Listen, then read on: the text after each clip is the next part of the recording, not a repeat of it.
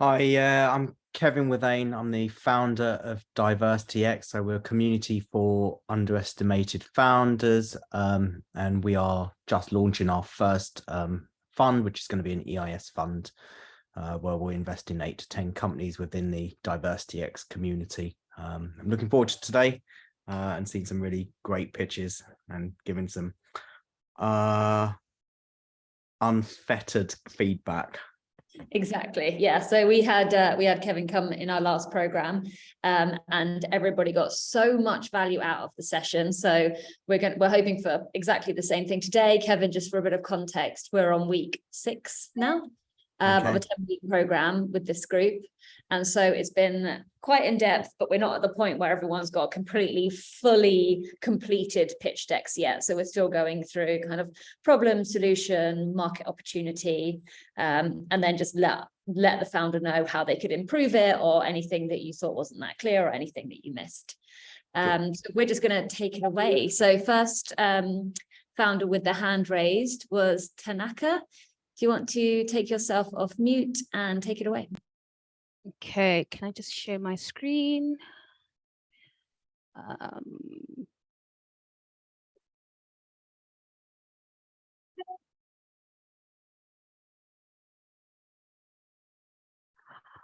Can you hear me? I can. Okay, perfect. Hey, my name is Tanaka, and I am from Aurora Borealis Imsika, a Malawian-based company. So basically, our problem stemmed from personal things that we learned as we were growing up. So for me specifically,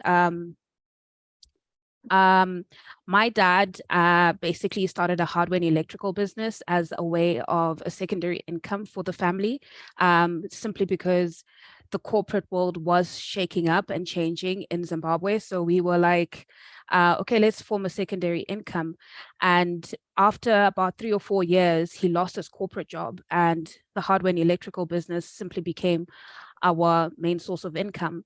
A few years down the line, I started doing a Bachelor of Computer and Information Science. And the first thing that in my second year, my dad's like, oh, why don't you create a website for the business? And of course, this was like, okay, yeah, I would totally do that. But I was just so overwhelmed and it just didn't make sense. My co-founder had a similar issue where he had an aunt who had a physical store pre-COVID and then had to lose the physical premises due to COVID because it was not, viable in terms of profit margins. And she then went to start selling on Facebook and WhatsApp. But however, this wasn't viable in terms of the distance she had to travel to meet these specific people she was selling. So we've identified digitizing issues. SMEs have issues with digitizing their sales. They have issues with physical locations of people. They have issues with cost of delivery, order management, and technical expertise to further their business. So what we did is we came up with a product called Kutenga.mw, which is basically a digital platform that enables shop owners and consumers to sell and buy goods online. It will basically solve inventory management. It will also create a marketplace for buyers. We are also partnering with local logistics companies, as well as providing vendors with analytics for their products, as well as offering them a marketing solution. So the market size for Malawi right now is sitting at, based on the World Bank, is 1.6 micro, small, and medium businesses. And the Airtel Malawi, which is one of the biggest mobile providers in Africa, says that there are 12 million registered SIM cards, and only 1 million of those are being used in smartphones. So we also found out that as of February 2020, about 500,000 people in Malawi were on Facebook. So this obviously identified that there is a market for us to help grow, because people are already selling on WhatsApp and Facebook, which would be our main competitors. However, there are some smaller shops that are there that are like Msika Plus and Alenafe and Biz Malawi that are there, but haven't really created a foothold in the in the Malawian market. So our biggest advantage over these other places is that we're offering a mobile money payment option. So in Africa, a lot of the people don't have bank accounts, but they do have mobile money. So this would be you being registered with your mobile provider, and you just do payments via that. So we are partnering with the DPO group and Cellulant, which is DPO, the biggest payment provider in Africa, and Cellulant is one from Kenya, that have these are payment gateways that offer mobile money as a payment option solution. We're also partnering up with local existing courier companies rather than creating our own logistics company, because that's just a lot of money. So we're partnering with local businesses to try and make sure that they also stay in business. And we are also going to be offering online marketing. So better like doing proper ads for products and so forth, rather than just posting the pictures and saying, okay, call me or WhatsApp me to get prices or so forth. So we're going to do proper marketing for the vendors themselves. Our business model is basically going to be a SaaS model where we charge a subscription for a different tier. We've got 3 basic tiers, and if we've got specific, so 3 basic tiers, mainly for smaller businesses, self-employed people, or people who are just like have 1 or 2 employees, whereas our enterprise level might be for a family business that's a little bit more established, however, want to digitize their sales within the market. So with the team is David, he is the CEO, and myself. We are both have a technical background. We did a Bachelor of Computer and Information Science. Shemaida, she's our executive assistant, but she's also working with us in our sales department. She comes from a business development background. And then we have Brian and Kennedy, who are working as our front and our back end developers. So apart from trying to make money from this project, we're also trying to achieve certain things within the economy. A pain point for majority of Africans is that the corporates, it's not everyone is able to get a corporate job. So how can we assist in basically creating employment within that economy? So we do have some UN SDGs, Sustainable Development Goals, that we are trying to achieve as well, because the country has also implemented a digitization policy 2063 to ensure that, you know, there is more internet access availability. People are able to access internet banking and so forth. So we are providing innovation and infrastructure. We are also trying to break gender equality. One thing that we noticed is that it's very, very hard to hire females in Malawi. I was just telling the groups the other week. And also reducing the inequality. There's a thing that your boss has to be male. It cannot be a female boss, or that female boss still reports to a male. So we're also trying to do that. And rather than creating, we're also trying to create more jobs. So hopefully like creating more bike positions for people to deliver goods, so people can do deliveries, or people creating their own businesses and selling their goods with us, meaning that they that they can create their own income from just doing this. And thank you. That's the short version of our pitch. Well done, because it's always hard to go first. So that takes courage. So well done. So how long do you think your short version of your pitch took? I tried to do it a little bit earlier, and it took about 5 minutes. Right. Well, it took that long. Oh, okay. 7 minutes. I've got to admit, I got lost. Okay. It took you nearly 3 minutes to talk through the problem, but I can't tell you what the problem is. I did write some stuff down though. Okay. But I didn't understand what the problem was. Digitizing sale. Can you still see me? Yes, sir. Yes. Okay. Computer was doing something weird. Digitizing sales, but I think what you're trying to say is SMEs have a problem getting their products to market in a digital way. Yes, basically. I didn't write it down on the slide. I just thought talking it out would be better. But if you didn't understand, I totally get that. Is that what I've just said? Did I get it right? Yes. Okay. How long did it take me to say what I just said? 3 seconds. There you go. Okay. So you got to be succinct, right? Because honestly, there is loads of data about how long, you know, I was listening to you pitch, but how long people see your deck for. Honestly, like you don't have long, and you've got to capture people in the first seconds. You need a couple of decks. This goes to all of you.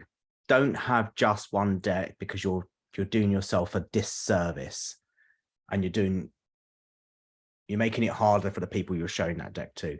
You need a deck for pitching. Very, very different from your deck that goes through and you have a conversation, or you just send out cold call. It's a different type of deck. The reason is because in your pitch, I need to listen to you. And I spent my time looking at loads of words on a page. Have less words, have images, but the images must be really, really, really well thought out to match what you're talking about. Yeah. So spend a lot of time like searching for the right image that captures the key points that you want to talk about for your pitch. In your written pitch, you can have more words, but be succinct. So like with the way I explained the problem you were trying to solve, that's really succinct. Because when I read the pitch, the data shows that we only spend about max 2.5 minutes on it, like on average. So you spend weeks and weeks and months working on pitches and on your deck, and then somebody else is only going to spend 2.5 minutes. So that's what you've got to work with. Based on that, you've got to be succinct. The solution, I'm assuming the solution is your digital platform. Yes. Isn't there Shopify? There is, but it's very hard to customize. Okay. So yours is a fully customizable digital platform for SMEs. Yes. And you said your key selling point was the mobile payments. Does nobody do that? And can anybody else just do that? All the competitors that we've done an analysis for all have just credit card, like MasterCard and Visa. There's the mobile money payment checkouts. And with the mobile money, your audience is 1 million users, right? Yes. Okay. So the vendors, the audience, which is vendors and consumers, because it's a B2B to B2C. So we're looking at 1 million people. Okay. I think you need to come out with your model a bit more then, because I don't think that was clear. I was like, oh, it's only 1 million people. Now, 1 million people is quite a lot, but actually you have to that's not your market, right? You're going to get a portion of that market. You're not going to get the entire market. So I'm unclear what your market really is. I think you probably know that in your head. It just didn't come out in the pitch. I'm sure because you've done the research, you'll have that data. Bring that data out because that's really pertinent. Okay. And I wasn't quite sure the last slide about the SDGs. I think it's important because it's my jam. I want to see that, but I didn't really understand what you're doing against those things. Like you said, it seemed to say that you're creating jobs, but anybody who starts a business can say that. Ultimately, we're creating jobs. Yeah. So be succinct, but know what it is. Don't just throw them in there because you don't want to be someone who's basically like a greenwash or an SDG. Like, be really succinct, because for someone like me, if I see that in your slide, that's a written document, And if we ended Yeah. up investing, I would hold you accountable to those. Okay. So say what you can deliver and what you can actually do. Now that may change and we'll have conversations about that, but don't put stuff that doesn't mean anything. Okay. Does that make sense? Yes, it does. I hope that was useful. No, But very well useful. done, because it is really hard. It's my first time doing it, so this is very useful. Well, to be fair, you actually made it through it. My first time doing it, I didn't even get past the first slide after 3 minutes. So, you know, I'd basically say my name. Thank you so much. I'm going to move on to the next founder pitching, which is Silva. Hi. Hello. Hi. So I don't have a deck. I mean, I do have a deck, but I would like to talk through it rather than you reading the deck because of what the feedback that you've just given. There's lots of words, and I'd rather tell you a very quick story about me and what I'm trying to do. So I have spent nearly 20 years in the fashion industry, working for big fast fashion companies. And during COVID, I got made redundant. And I decided that I wanted to do fashion in a better way, more sustainable and more ethical way. I've started a new label, which is called Under Her Eyes. And I've started trading last year, selling other people's products. So other small ethical and sustainable brands products, just to get traction and to work on my website and the SEO. That worked very well. And in the meantime, I started developing my own products because I wanted to be fully transparent of my supply chain and how I make my products and who do I sell those products to. Obviously, that took time. And so while I was selling other people's products, I was developing that on the side. Now I have my own products. I don't want to sell anyone else's products, and I've phased that out from my website. And now I am working in getting more customers and expanding into new categories, also all done in a sustainable and ethical way. The concept is circular fashion, and my 20 years experience, obviously, it's very helpful in terms of supply base and also product development and product ranges. Where I am at the moment is that I would like to expand my customer base and also my product base. And because the market is full, it's great, it is saturated, there's lots and lots of brands trying to do the same thing, but there's lots of greenwashing, and I don't want to do that. I want to do it in the right way and be fully transparent. So I already had in the last year quite a good traction, and I've attracted a very good loyal customer base. I just need to expand it. And so I got a pitch in terms of how much money I need, for how long, and what would that deliver in terms of revenue. And then moving forward, how much I would reinvest into the business based on that revenue to grow even bigger. The market at the moment, I launched handbags first. The global market is over 62 billion, and the UK, which I'm focusing on, is nearly 3 billion. So even a small share of that market, there is a huge potential. And the customers, I've done loads of customers research, and also I'm selling to the right customers.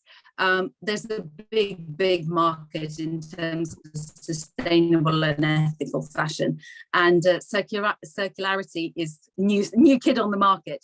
And if you do it right, I think it gets a lot of traction.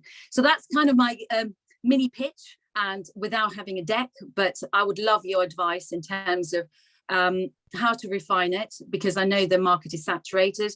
I'm not doing anything revolutionary, even though revolutionary thing is to do fashion in a right way. So my little one-liner is doing it. This is fashion for women who want to look good without feeling bad.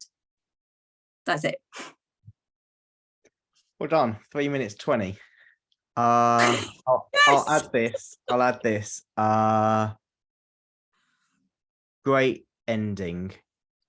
Because you actually had an ask at the ending, and the ask was feedback and like ask what you need at that time and what's the right for the audience. Yep. So well done, everybody. If you're pitching, have an ask. Otherwise, it's just a pitch, and then we'll forget about it. If you want us to come back and talk to you, so make sure that we know what you want, so then we can go, okay, yeah, we can do this, or we can't. Let's have a conversation. You are in a crowded market, and I say this because within DiversityX, we have quite a few underestimated founders doing circular fashion. I love it. I actually did my project when I was doing a sustainability course on circular fashion, because I think it's really fascinating and interesting. Yeah. But it is getting more and more saturated. And we have somebody who's got their own brand as well, and has a model. Can I ask you, what analysis have you done on your circularity of your product? What do you mean, what analysis? Well, I've just used the either recycled or recyclable, fully recyclable materials. I use organic fabrics that can be recycled or they're biodegradable. So all the ingredients that go into my products are recyclable or repurposed. You know, they have a repurpose. So for example, I do belts that, and the material that make the actual belt is it's recyclable, but the metal buckle is not recyclable, but it's repurposable. So you can use it for other purposes. You can use it for other accessories, as you know, I use it on the bags in terms of the buckles on the side. It can be making into another belt. So what I have on my website is, I call it Afterlife. So if you had enough of your products, we take it back, you get a discount from us, I take it back, and I make something else out of it. So it's kind of responsible fashion, that I don't just sell products and then there you go, I wash my hands of it. I take you back when you had enough of it, and I'll give you a discount, because I know, you know, women want new things. And so you can buy something else, and I'll make use of that return product. I'll make something else out of it, or I'll decompost it, and then will become compost. I can put it back in the environment without polluting the environment, or I can repurpose it. Okay. So are you going to manufacture these products? I have a manufacturing base, so through my contacts, I have small factories. It's usually one person making it, and they are doing it in an ethical way. So I know, because I know them and I know where they're doing it and how they're doing it. So I have a full transparency of the whole supply chain. And so I'm assuming your whole supply chain is accredited as sustainable to get you that sustainable product. Yes, yes. Okay. So all the materials I use and I buy, I make sure that they have all the certificates that they need to have. So I know that I'm buying the right things, which is very hard to find, but it takes a while. But that's my job. That's what I've been doing for the last 20 years for fast fashion businesses. And I had enough of it, because there's too much greenwashing, and it's all about profit rather than doing the right thing for the planet and the people. So I'm trying to undo what I've done for 20 years and do it better. Okay. So I also, which I didn't put in because it takes too long.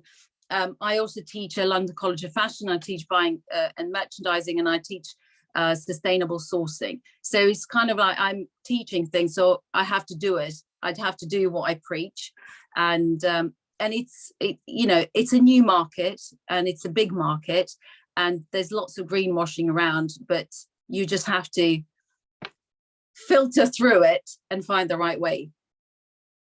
Okay.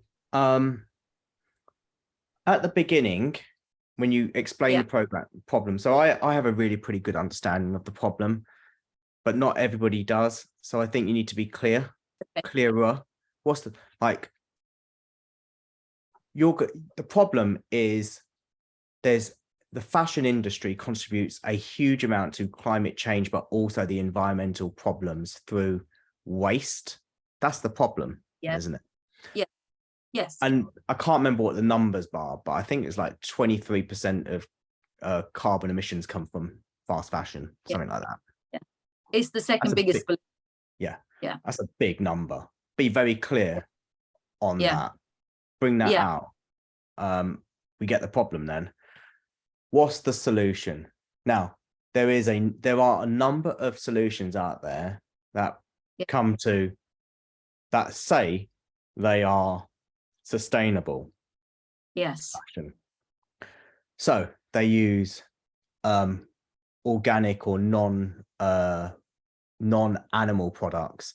They use material that's recycled. A huge thing's been like recycled plastic from the sea.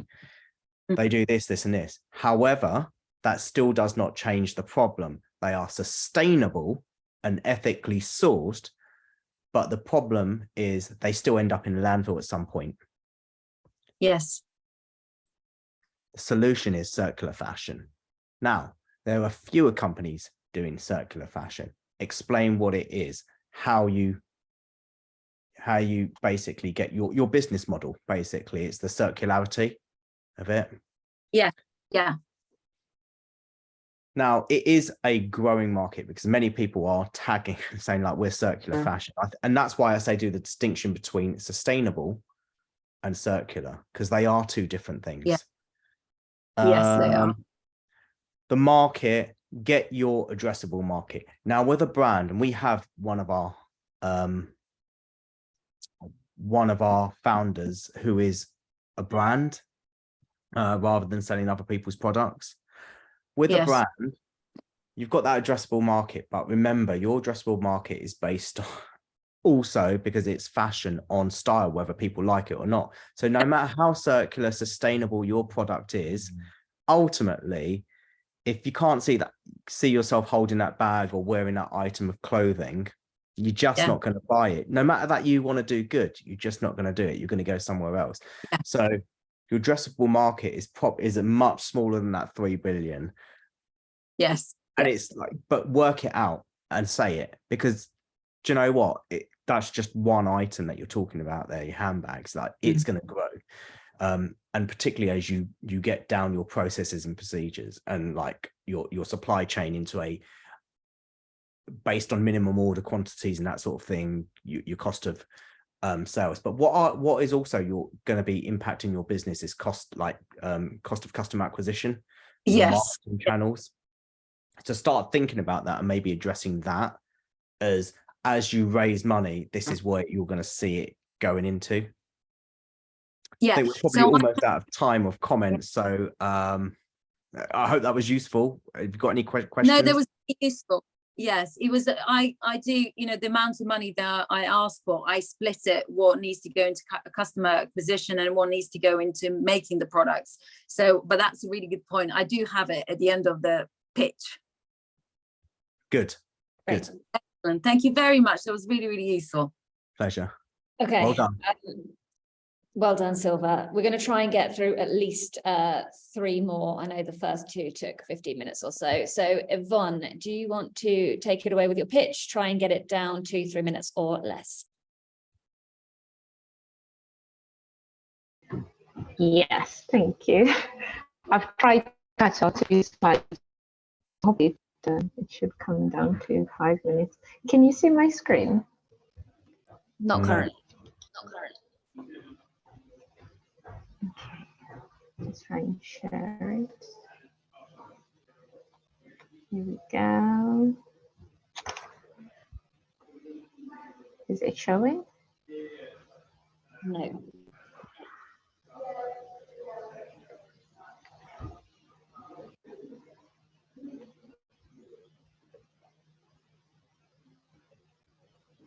I'll try and share a window. Hopefully that works. Okay. Is that showing? No, we still Hello? No. Sorry, not sure why. I'll give it one more go and then maybe just move to something else. Yeah, because I don't want to take up.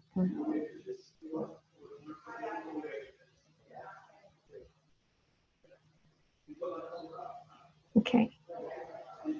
Is that showing? No.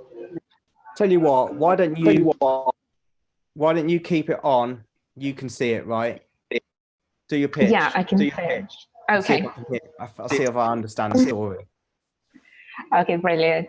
Yeah, hi. My name is Withane. I'm the CEO at eSpaces, and my background is in teaching. I've been a business and economics teacher, but I was also in school management for the past 10 years.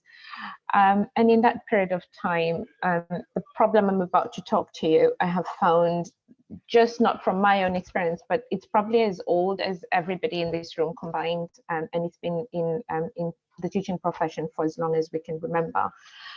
You all probably know a teacher, and one thing every single teacher will talk about is the amount of marking that they have to do. So my experience and that of my colleagues when I was working in teaching was days everyone was out having fun, doing something or resting. But the best we could do as teachers is sit at home, maybe with a glass of wine and a red pen. Now, what happens as a result of this is teachers end up burnt out because of the amount of manual marking and constant assessment that we have to do. And the solutions that have been proposed are usually different disjointed edtech solutions, and these take even more time. And that's the really precious thing for us as teachers. As a result, children are losing out. So children are always, having a lot of angst because we're constantly assessing them.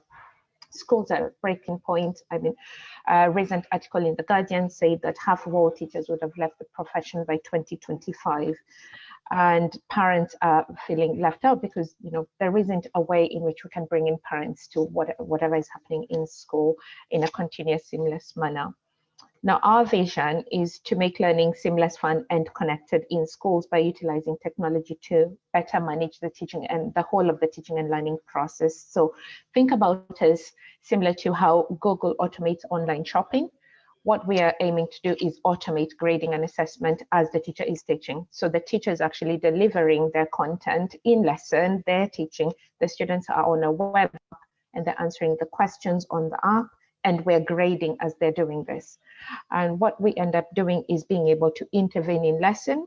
We end up being confident about what the students are learning, because the main reason in which we do so much marking is we don't really know what the students are understanding. And so we have to constantly grade in order to have that understanding. We can also automatically display the results in line with what grades the students are going to achieve.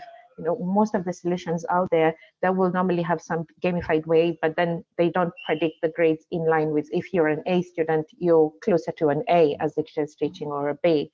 So we're actually realistically targeting the grades as we're marking in lesson.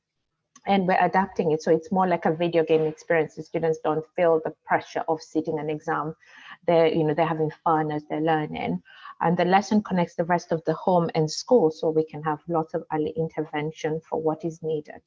I've got some screens with our beta version that has been developed, the prototype.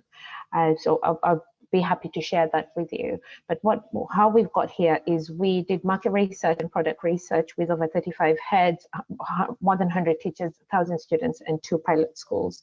And we've got really, really good feedback. And that's when we knew, especially when one head teacher said, I think you're onto something here, that this was the right thing to do.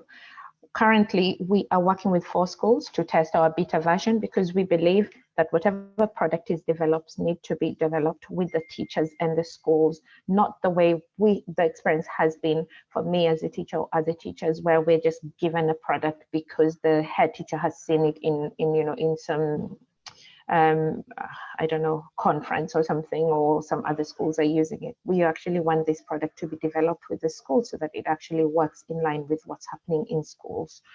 Our go-to-market strategy, well, there's education is one of those fields where you need to have a strong presence in order for you to be taken seriously. And so we have BESA membership through a previous accelerator that gives us access to contract into schools. We also are working with a PR strategist, and he's written for the TES Time Education Supplement. He's written for Telegraph, and he's going to be part of a really big PR marketing strategy that will take our product live. When we're taking our product live, there'll be a big message behind that. And my colleague that I'm working with in the business has been in sales, working for Canon in public sector sales, and has over 1,000 schools in his sales pipeline. We have are selling our product on an annual subscription of 3,500, which roughly works out as 90p per student. The tactic here is to get in really low so that we're kind of like a no-brainer for schools, especially because they're so budget constrained. The competitors in the market, we have seen there is some AI, but there isn't AI in real-time teaching. There is some automated tutors, if you like, where you come in with a tool after the students have done something, and you kind of help them to improve their grades that way. And we want to, want to be that, but we want to be that when the lesson is happening. And then there's no product out there that is really doing real-time prediction of grades in lesson. Our team, so we have got myself, I have run a business in the past. I've run a couple of businesses where I was in charge of a team. I also have a strong experience in business and in economics, so I really do get business. And I'm working with a team of 8 people in marketing, and I've literally trained them up. So I've used my skills as a business and economics teacher to train this team up to the point where the marketing is actually automated now. And then we're also working with Innovate Edge as well. I just want to jump in because there's 2 minutes left of Kevin 1 being minute left. feedback. So I think the pitch has been like 7 or 8 minutes, and we're trying to get through people in 10-minute chunks if possible. So in order for you to actually get some feedback, are you happy to just stop there and he can give you feedback on what you've pitched so far, just so we don't use the whole amount of time pitching and then you don't get a chance to hear anything back? Can I give the ask really quickly? Yeah. Okay, so we're seeking 300,000 at 990K, and that will be used for product development, sales and marketing and operations for a 12 months runway. Thank you very much. Oh, and we're SEIS assured. Thank you very much for your time. All right, well done.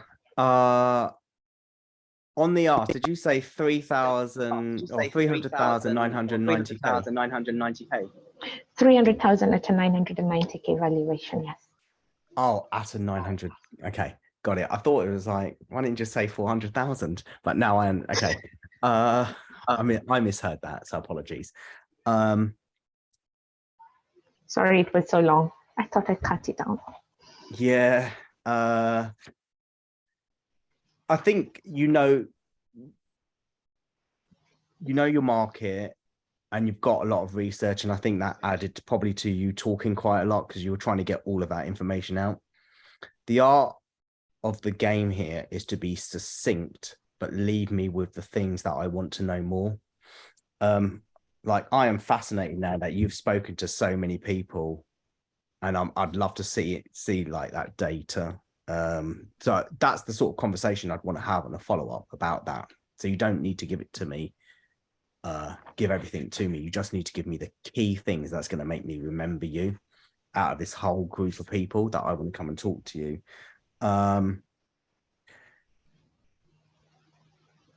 You talked about there were competitors, but I'm not quite sure what they're doing. The solution and the problem didn't seem to me to match. And I'll tell you why. Because the problem is the way you described it was teachers are having to do quite a lot of work outside of normal class time, basically at home. And that's the way, like, I was imagining. And to be fair, like, my wife was a teacher, my ex-wife was a teacher, so I've seen the marking problem.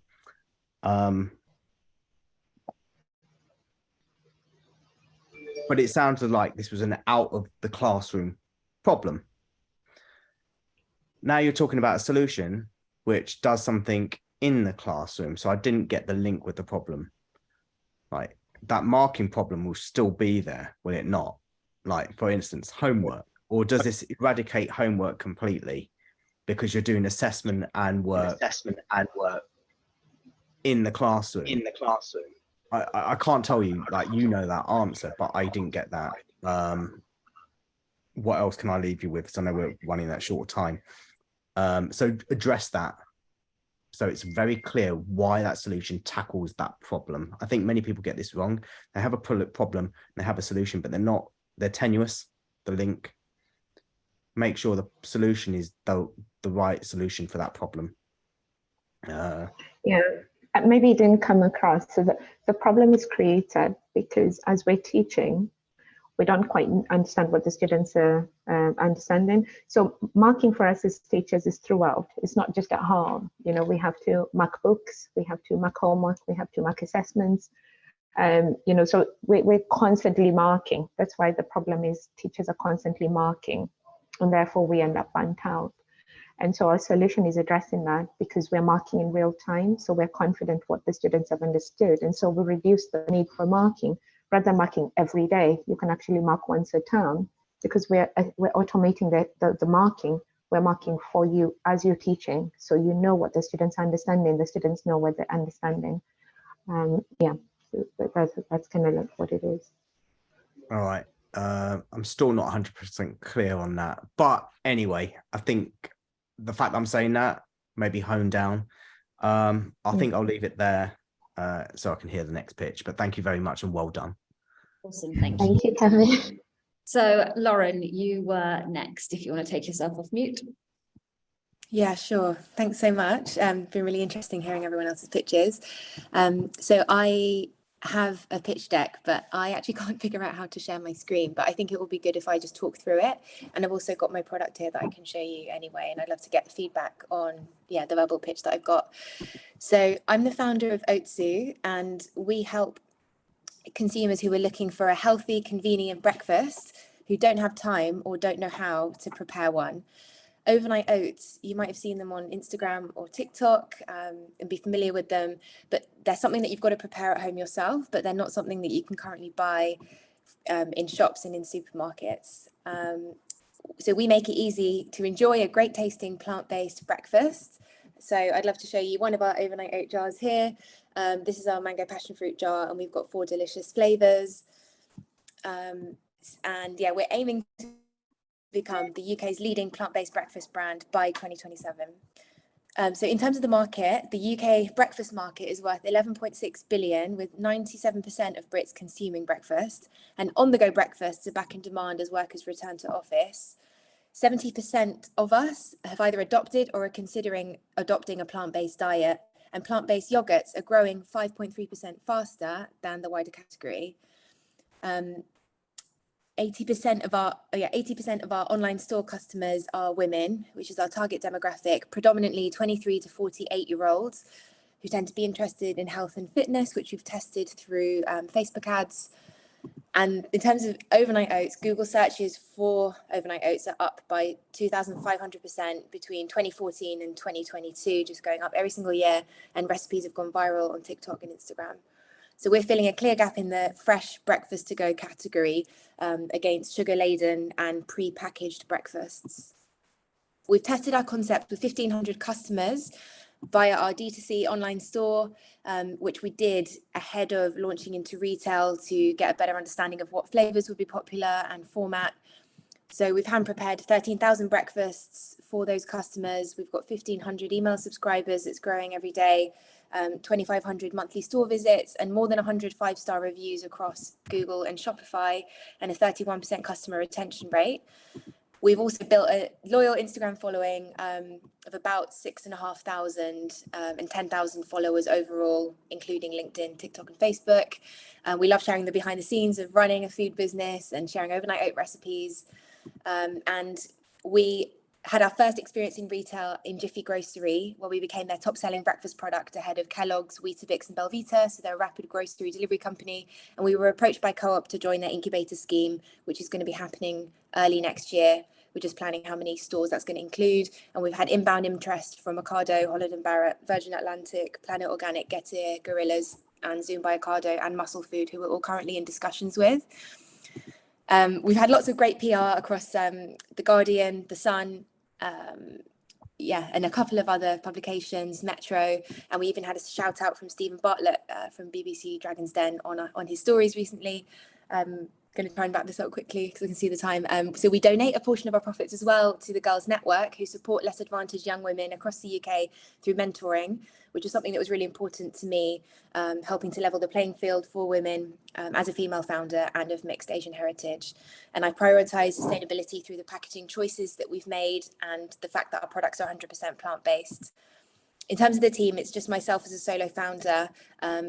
And before this, I was working in digital marketing within finance, so at Fidelity International and HSBC.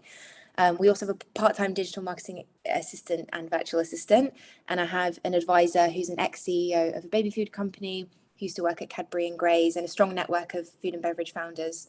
And I'm an active member of the NatWest Accelerator, Meta, Boost, Enterprise Nation, Young Foodies, and 2040.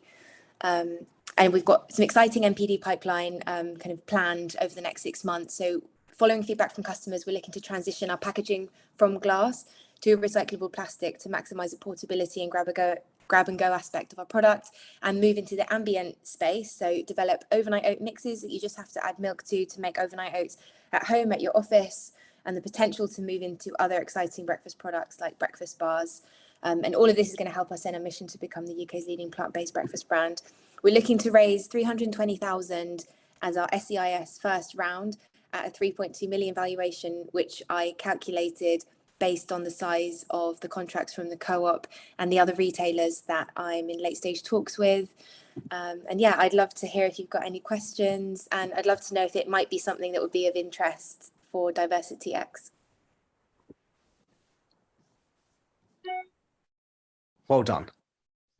You've clearly done a great deal of work as a solo founder, so well done. The problem I didn't get, if I'm honest, but the solution I sort of, you basically you create the overnight oats in different flavors and basically do the work. So you do all the combination stuff that you've got to do, but it's sold as a packaged product. Is that right? Yeah. So yeah, it's ready to eat. Okay, so ready to eat product. What's defensible about it?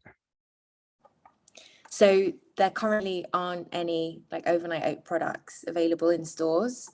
There's some that are very short shelf life, like in Starbucks, but they are mainly with like dairy, and they're like Bircher mueslis more so, with like yogurt and apple juice, and I find them a bit too sweet. But there are no like plant-based overnight oats that are similar to a lot of the overnight oats that people are like making for themselves at home. Given the data that you've shared about the growth of plant-based and searching for overnight oats, that combination, why wouldn't I don't know, one of the, not like the Kellogg's or those brands, but like the smaller sort of healthier perceived healthier brands just do this? So I think a lot of them have maybe considered it, like from talking to founders, but for them, they've gone into the market, for example, like a yogurt brand, they've started making yogurts, but they sell them for quite cheap, like less than £1. And they feel like doing a premium overnight oats would just be too premium for them and what their customers are like looking for. So I think some of them maybe considered it, but they feel like they haven't started like at that place, and it would like take them outside of that. Whereas we're like solely focused on overnight oats, and we have seen like holy moly dips go into it, and actually a lot of them like just aren't very tasty, and they only have like, for example, 10% oats in them, and then mainly like apple puree and like fruit puree. So I've seen, one or two do it, but not very well. But I just feel like there's no kind of overnight oat focused company like on the market. All right. So your product is premium as well. Is that right? Yeah, it's premium at the moment, but I'm looking to get the price point down to make it accessible. Okay. With the custom, like you reeled out, you basically gave, it was like, again, you know, one of those people that says all the celebrities they've met. You gave it like a huge list of great, companies that you're in talks with. What does that really mean? Does that mean you're actually having dialogue about them stocking your product, or just told them about it? I mean, there's like, where are you with that? So Co-op, we've like been accepted onto their incubator scheme. They approached us to be part of it because they were really excited about it. And they're telling us now like the number of stores that we're going into, but it's likely going to be 200 and then 500. So starting in 200, then moving up to 500 based on what other scheme participants in the previous cohort have mentioned. And then Holland and Barrett, they're doing a chilled food rollout across their stores with fridges over the next year. In I think it's 250 stores initially, so 50 now, 250 in March, and then like 700 stores in September. And so we're just having a talk about like price points, like RRP, and then our selling price to them. But they're keen for us to be part of that rollout. And then Zoom by Ocado is like Ocado's rapid grocery arm.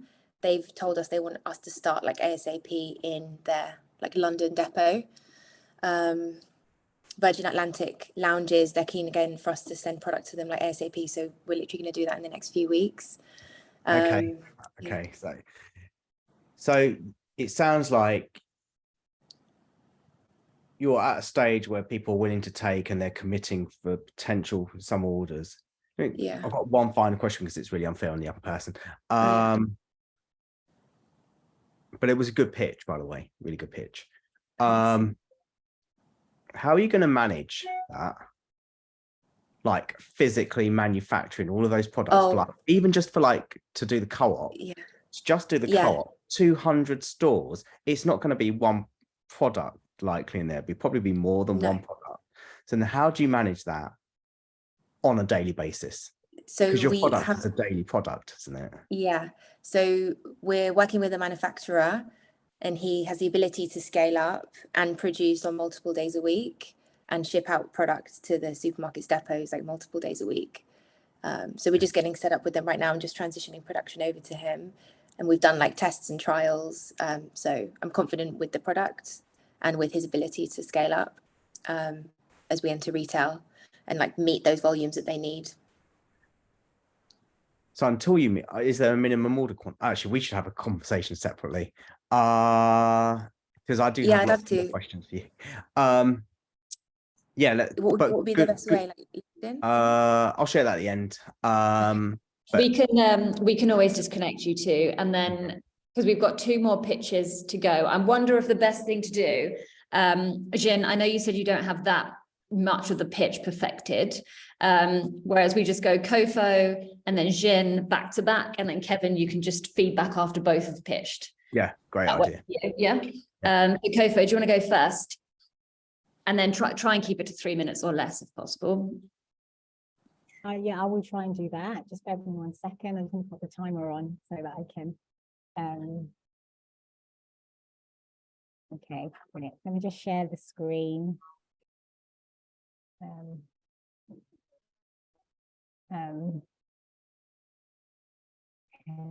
Can you see the screen? Yes. Can you see the screen? Okay, great. So let me start. Hello, hi. My name's Kofo Maria. I work for Nizaya Health. It's a mobile platform for the prevention of lifestyle diseases such as obesity and type 2 diabetes. Our mission is to empower businesses and consumers to make smart decisions with data.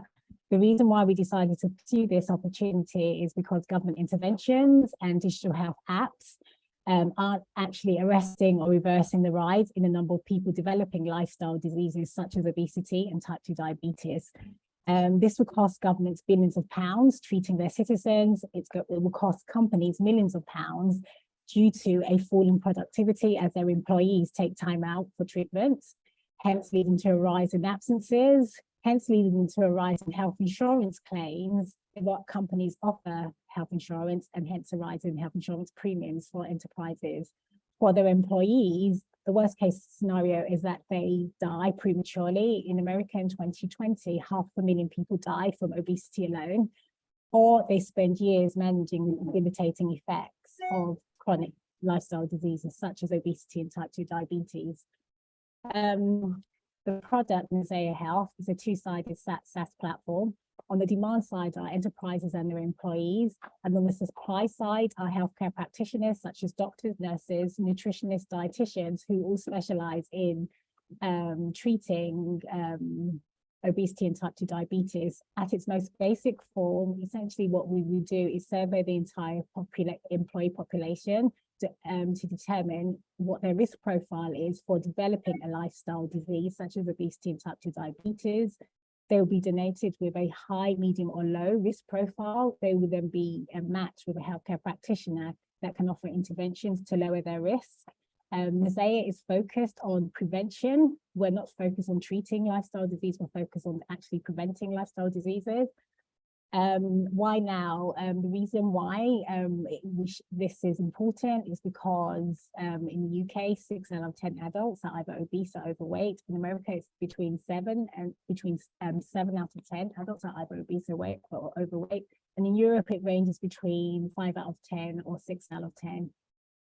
In terms of our traction, we've conducted 16 interviews so far. We've interviewed 7 companies and we've had positive feedback from 6 out of 7 of those companies.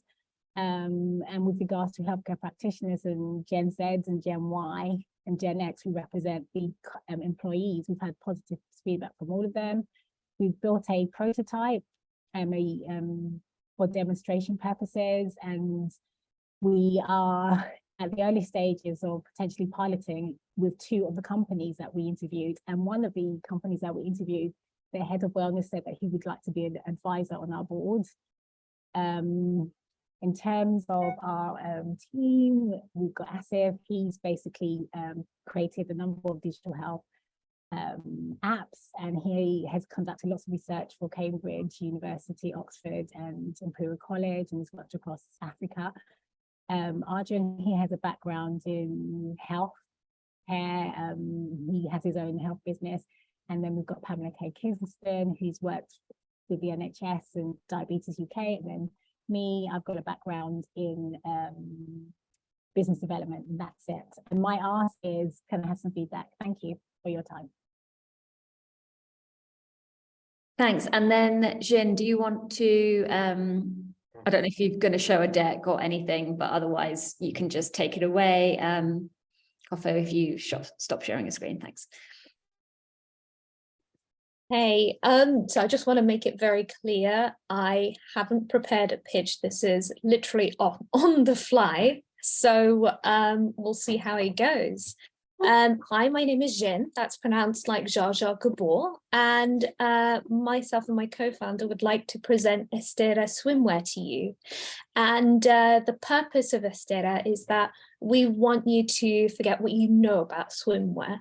A lot of people have to deal with things like taping up their boobs because they simply just don't support, bikinis or swimwear don't support women like that, or having to essentially execute a mission impossible just to avoid any kind of spillage.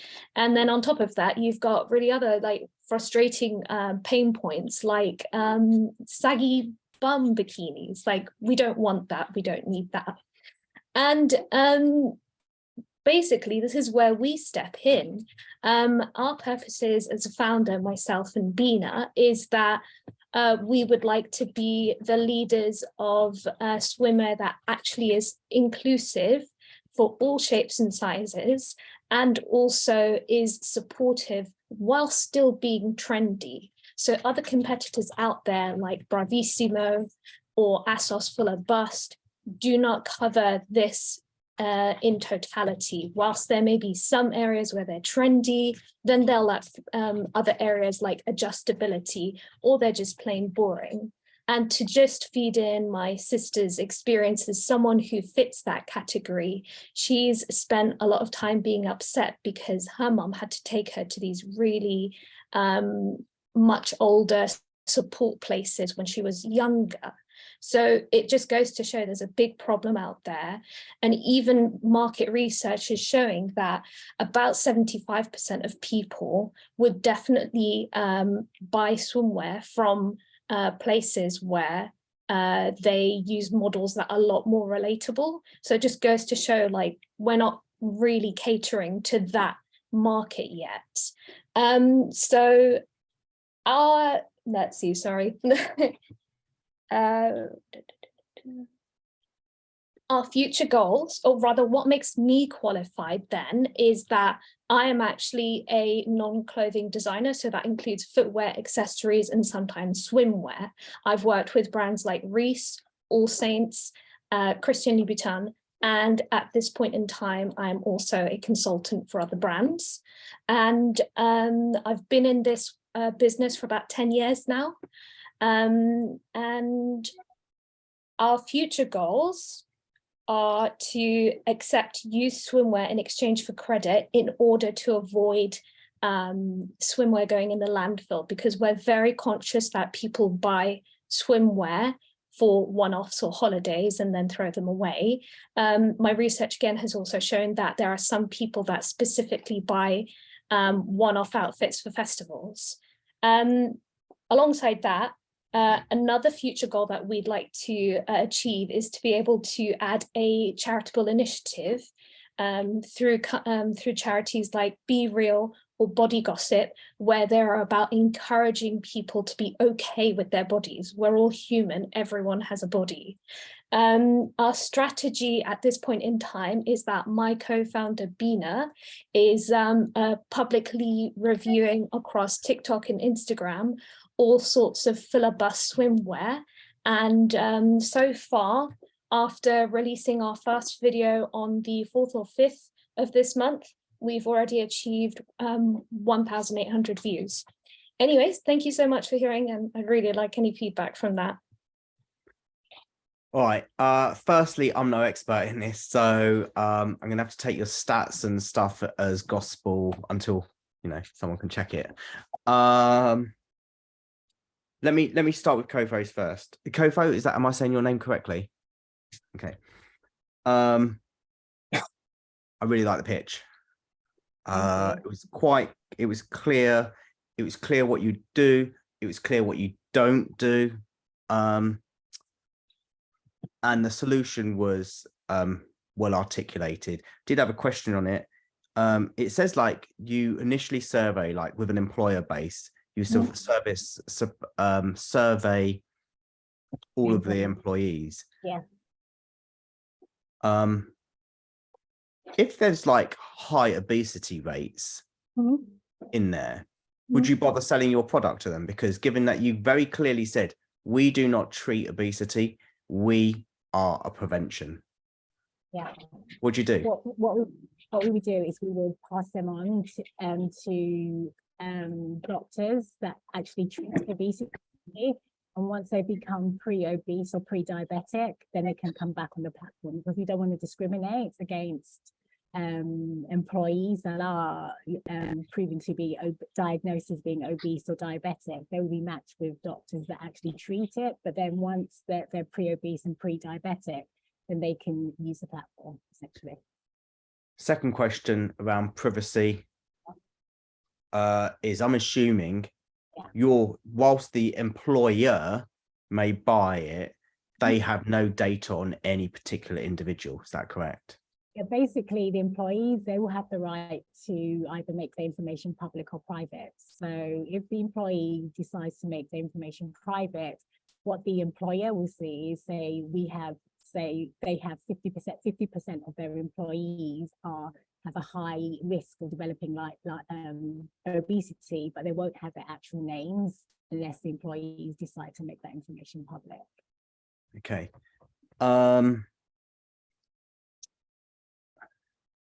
You've got good traction. I think you could do a bit more. But you clearly are on a good path. So in terms of other feedback, oh, by the way, your team. I actually wrote strong team. So I think you articulated why you guys can deliver. And that's what I'd say to everybody is, like, talking about your credentials is great, but it's not the credentials that matter. It's why we think you can execute on the plan that you're telling us about. So get that out. Why are you the right people at the right time with the right product for the with the right problem to solve and the right solution and the best available solution to solve that problem? That's ultimately what the pitch is, and your ask and what you need from us. So I hope that's helpful, Kofo. Jin, good effort for on the fly. I think you could have probably carried on and talking. So I sense that you were going to. but that's because you had no pointers there available. I wasn't quite sure. I'm assuming it's supportive bikini products, or I don't know about all-in-one product swimsuits. Couldn't tell if that was part of your range, because you seem to focus on one particular type of swimwear. I don't know the problems well enough to really comment on that, but you clearly have a solution. And you said there were some other competitors out there, though they're not doing it in quite the same way, and then necessarily addressing the problem that you're trying to address. I wasn't truly honestly clear about the product problem, but that could be my lack of understanding. Your background, that was interesting, except that I don't know how it fitted in. I wasn't quite sure, and also I'm not sure if you really sold the team. And I'm not quite sure where you are with traction in terms of the actual product testing and getting like what the feedback is. I know you put a video out there and it's got 1,000 likes in a couple of days. I don't really know if that's a good or not in for that particular like search term or product. So but well done, because it's hard to do it on the fly. Thank you. Keep practicing. Well, That's exactly what these sessions are for. And we're going to have some bookable one-to-ones with Em and myself as well. So if anybody wants to do some pitch practice and just run through the deck, we can offer some slots up. It will be over the next few weeks. Kevin, thank you so much for coming in and for leading that feedback. If anybody wants to connect with Kevin, we will post a link to his LinkedIn on here, and you can connect with him that way. Thank you. Well done, Thank you. everyone. For the others who didn't pitch, keep going and good luck. Yeah.